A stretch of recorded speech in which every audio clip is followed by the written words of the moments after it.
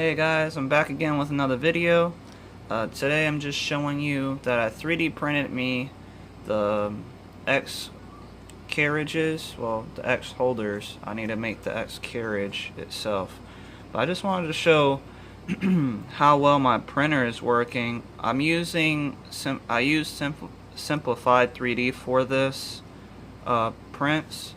I didn't like the top. It doesn't cover over as well as I wanted it to, like in Kira. Kira covers the top very flush and you won't even really notice anything. But in Simplified 3D it gets a little messed up, as you can see there. It's like the top isn't all that great. And maybe it's because I'm using 0.1 layer height.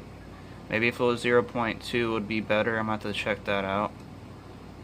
But other than that, the sides are almost immaculate on over here. If you could, it's kind of hard to see. We could barely see anything wrong, and it even got those two little holes for your end stop to mount your end stop to, right there. And those are super small. If you could see that compared to like these holes for like these screws are super small too, that mount your T-nut in, and a T8 nut, and so that those holes are super small, and you can see right through them. So they did a really good job on this print. And Kira, the only reason I use Kira on this print is because for the supports, I just want to make sure that, because I printed it just like this sitting up, and it had generated supports for all where the motor mount was, and all inside the center here, and all inside these holes. And so yeah, I had to have a lot of support for all that. But you can see I got the T-nuts on there. There only was 3 mounting holes, so I only used 3 of the 4. And you can see I don't need a the ball bearing slider for the for your pole. There's the that one pole that goes on the side. It's a slick chrome rod. I didn't need to make the ball bearings for that. The 3D printed everything, so I don't have to worry about actually having it. And plus, one, that saves me money, and 2, it's going to be quieter if it doesn't have the ball bearings. Granted, this won't last forever.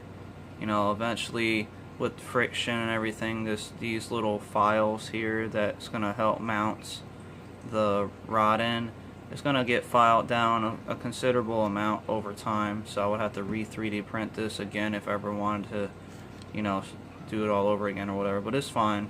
This will definitely work for a while. And you can see that I mounted my X motor good, and I had to flip the pulley here, and you can see it's almost on the end. You can kind of see where the holes are for the mounting holes on the inside there. I had to bring it back as far as I could to make sure that the belt lined up correctly on there, and it works. I tested it out with the belt already, and it definitely won't have any blocking or anything like that from the inside of this hole right here.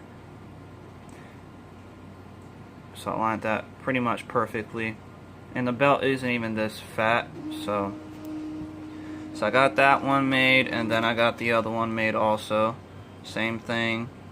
This is just to hold the other end of your poles. It slides through here, and you'll get once I print the other part, it's a mechanism that holds the belt on the other side, like this pulley does.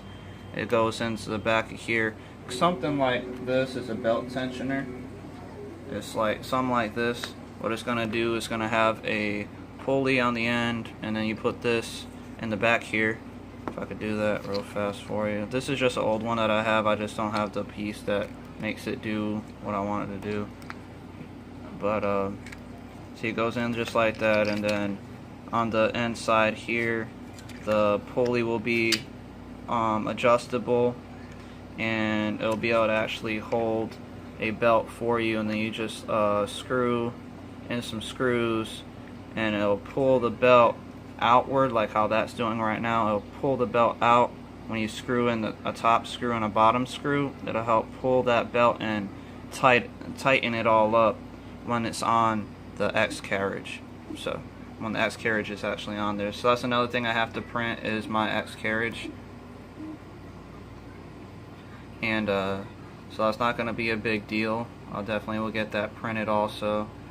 This is just, you know, another part of my 3D printer, custom 3D printer build. And in the future, you know, I probably will have bigger motors. These are just NEMA N17s, the NEMA 17s. And what I'm gonna do is eventually probably get the 23s and swap all the motors out, so that way I have more torque and more power, and I won't have to really worry about motors overheating or anything, or skipping a step. Other than that, you can see that everything mounts perfectly on here. I just downloaded these files off of Thingiverse, and I think this is for my Z switch, for when, you know, it goes up and down, because this basically, these poles are for the Z's to go up and down, and then the X goes left and right. So the Z button, I think, gets mounted on the back with a like pole or something, and then it clicks. You adjust the whole mounting, so that's good too if I need to do that. If I won't use that part, I won't. It doesn't really matter. I mean, it is there for me to use. If I could use it, I will. If I don't need it, I'm not gonna bother with it. I don't really care either way. I'll get the Z-stop button, the Z-stop switch working correctly whenever I get everything else set up. So far, I got most of my 3D printer built. I just need to get the beds, the sliding rods, and I guess the controller. I do have controllers I can use from the ANET, but I don't know if I'm going to use those. I kind of want to have the ramps board, or maybe a smoothie board. I'm not sure yet. I mean, even if I do use the ANET for a little while, I'll probably just upgrade to a smoothie board, and then, or a ramps, so that way I can use better stepping, because the ramps has, you know, the stepper motor drivers that you just push in. So I may want to go with the, I think it's called a TM2100. They're like super great for motor drivers. They're like the best ones you can get. It's like basically like grade A stepper drivers, and those are like 11 to 15 bucks a piece, and I would probably need about 5 of them. One for the Z, both, well, yeah, both Z's maybe. No, it's just one for the Z. So one for the Z, one for the X, one for the Y, one for the extruder, and I think that's it. So yeah, I think I would really need 4, but I'll probably get 5 just to be on the safe side, because I know there's 5. Because I know another one's for an extra extruder if I ever wanted to do dual extruders. But knowing me, I probably just want to buy 5 just to be on the safe side. But yeah, other than that, hope you guys liked the video. Please like, subscribe, let me know what you think. It's actually looking really good so far. I wanted to get a different color, but I'm about to 3D print something for a friend of mine, and he's paying me for it, so I went ahead and got white, because the thing I'm printing for him is he needs white filament. And once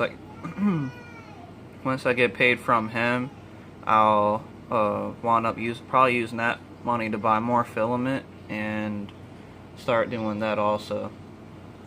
But alright, you guys have a great day, and thank you for watching my videos.